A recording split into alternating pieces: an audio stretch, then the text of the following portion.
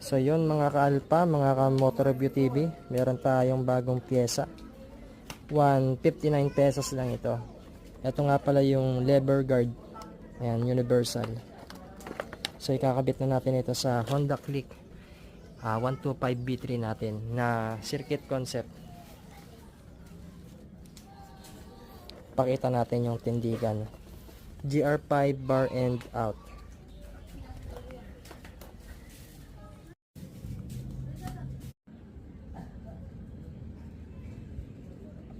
Ganda. Made siya sa kwan. So ito yung lever guard.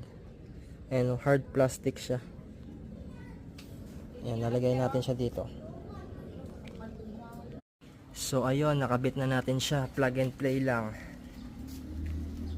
Ayan. Ano pang ginagawa mo? Add to cart mo na. Orderin mo na. Hinintay ka na yan. Baka motor review yan. Solid.